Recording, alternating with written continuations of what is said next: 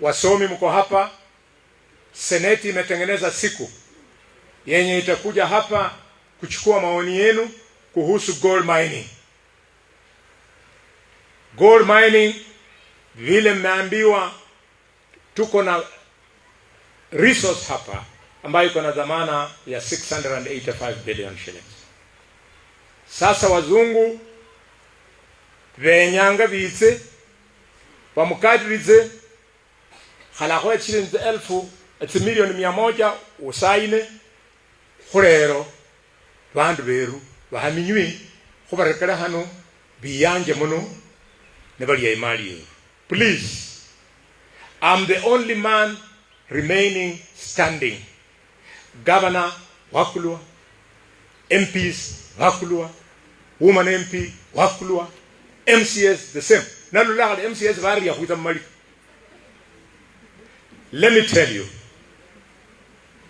ye gold yeru yamalaba kaba kukaveru will only be exploited Lumumba way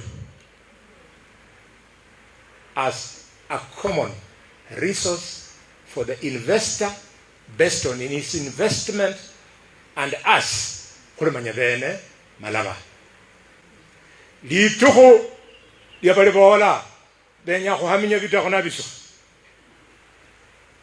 mulimanya muri. And I want to make it very clear. We are ready. Bandu bakwevanga. Bandu bakusona tirish. Bandu basat people abana. We are ready. We will not run away. Khulita khupana. Baka history ya andikwa. Khaluwale ya khutana kayanga.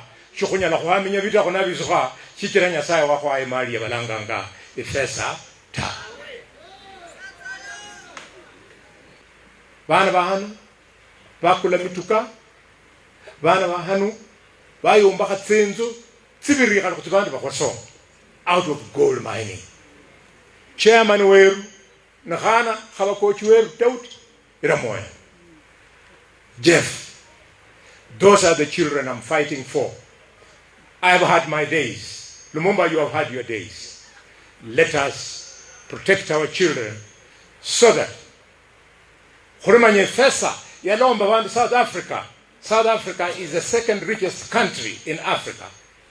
Khwenyanga izabuye khalwale nende governor zakhumbaha the gold mining city of Kakamega out of those billions of shillings.